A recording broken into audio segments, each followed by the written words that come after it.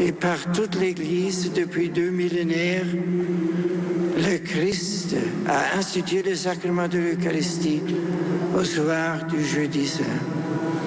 Il a voulu que son sacrifice soit de nouveau présenté de manière non sanglante chaque fois qu'un prêtre redit les paroles de la consécration sur le pain et le vin. Des millions de fois, depuis 2000 ans, dans la plus humble des chapelles, comme dans la plus grandiose des basiliques ou des cathédrales, le Seigneur ressuscité s'est donné à son peuple, devenant ainsi selon la forme de saint Augustin, plus intime à nous-mêmes que nous-mêmes. Frères et sœurs, entourons de la plus grande vénération les sacrements du corps et du sang du Seigneur, le très saint sacrement de la présence réelle du Seigneur à son Église et à toute l'humanité. Ne négligeons rien pour lui manifester notre respect et notre amour. Donnons-lui les plus grandes marques d'honneur par nos paroles, nos silences et nos gestes. N'acceptons jamais de laisser affadir en nous et autour de nous la foi dans le Christ ressuscité présent dans l'Eucharistie. Comme le dit magnifiquement Saint Jean Chrysostome lui-même, passons en revue les ineffables bienfaits de Dieu et tous les biens dont il nous fait jouir lorsque nous lui offrons cette coupe, lorsque nous communions, lui rendant grâce d'avoir délivré le genre humain de l'erreur, d'avoir rapproché de lui ceux qui en étaient éloignés, d'avoir fait des désespérés et des athées de ce monde un peuple de frères, des cohéritiers du Fils de Dieu. En effet, poursuit-il, ce qui est dans la coupe, c'est coulé de son côté, et c'est à cela que nous participons. Il n'y a pas seulement participation et partage, il y a union, dit-il.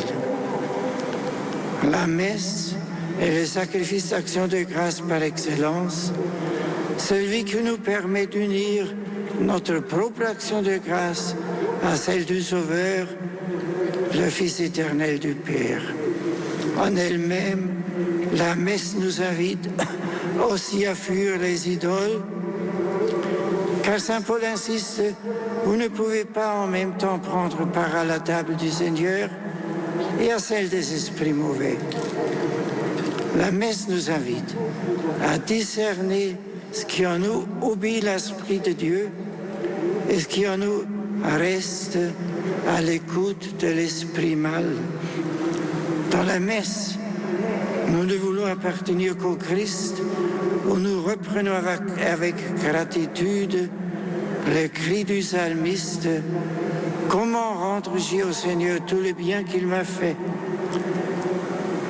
Oui, comment rendre grâce au Seigneur pour la vie qu'il nous a donnée? Là encore, la réponse à la question du psalmiste se trouve dans le psaume lui-même, car la parole de Dieu répond miséricordieusement elle-même aux questions qu'elle pose. Comment rendre grâce au Seigneur pour tous les biens qu'il nous fait, sinon en se conformant en ses propres paroles? J'élèverai la coupe du salut, j'invoquerai le nom du Seigneur. Élever la coupe du salut et invoquer le nom du Seigneur, n'est-ce pas précisément les meilleurs moyens de fuir les idoles, comme nous le demande saint Paul? Chaque fois qu'une messe est célébrée, chaque fois que le Christ se rend sacramentellement présent dans son Église, c'est l'œuvre de notre salut qui s'accomplit. Célébrer l'Eucharistie signifie reconnaître que Dieu seul est en mesure de nous offrir le bonheur en plénitude, de nous enseigner les vraies valeurs la valeur éternelle qui ne connaîtront jamais de couchant. Dieu est présent sur l'autel, mais il était aussi présent sur l'autel de notre cœur lorsqu'en communion, nous recevons dans le sacrement eucharistique. Lui seul nous apprend à fuir les idoles, mirages de la pensée. Or, chers frères et sœurs, qui peut élever la coupe du salut et invoquer le nom du Seigneur au nom du peuple de Dieu tout entier, sinon le prêtre ordonné dans ce but par l'évêque, ici chef fidèle de Paris, de la région parisienne, mais aussi vous tous qui êtes venus de la France entière et d'autres pays limitrophes. Permettez-moi de lancer un appel, confiant en la foi et en la générosité des jeunes qui s'y posent la question de la vocation religieuse et sacerdotale. N'ayez pas peur de donner votre vie au Christ. Rien ne remplacera jamais le ministère de prêtre au cœur de l'Église. Rien ne remplacera jamais une messe pour le salut du monde. Chers jeunes et moins jeunes qui m'écoutez, ne laissez pas l'appel du Christ sans réponse. Saint Jean Chrysostome, dans son traité sur le sacerdoce, a montré combien la réponse de l'homme pouvait être lente à venir. Cependant, il est l'exemple vivant de l'action de Dieu au cœur d'une liberté humaine qui se laisse façonner par sa grâce.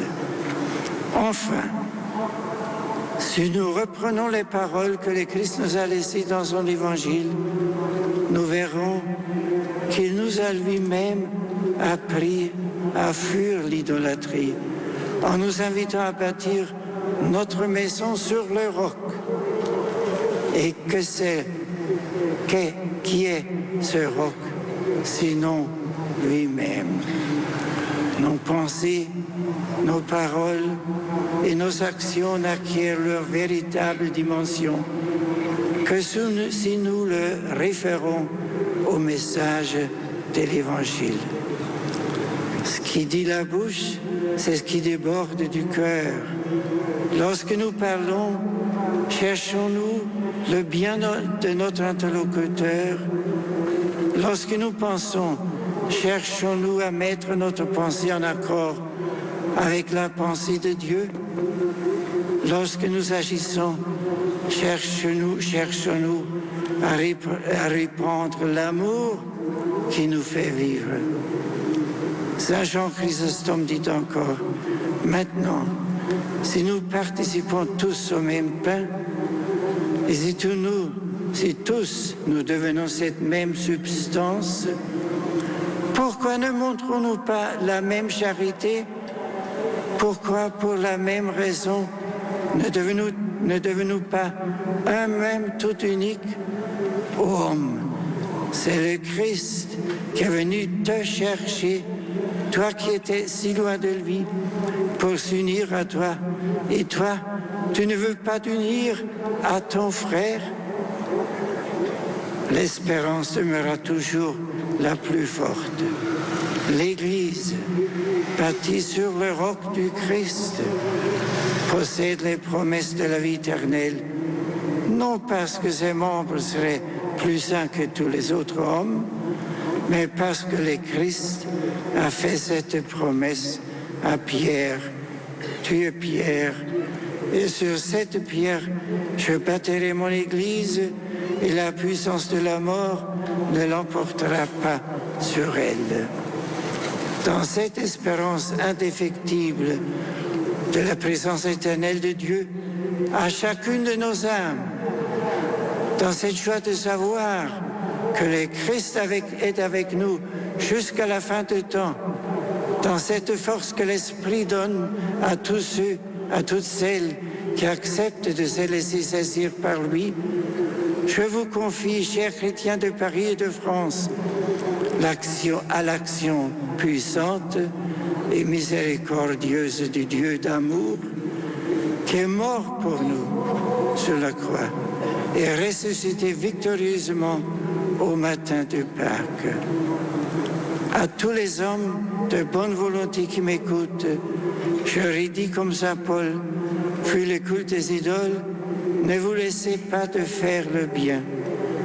Que Dieu notre Père vous conduise à lui et fasse briller sur vous la splendeur de sa gloire.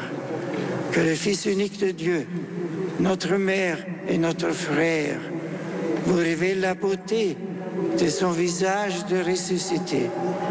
Que l'Esprit Saint vous comble de ses dons et vous donne la joie de connaître la paix et la lumière de la très sainte Trinité, maintenant et dans les siècles des siècles. Amen.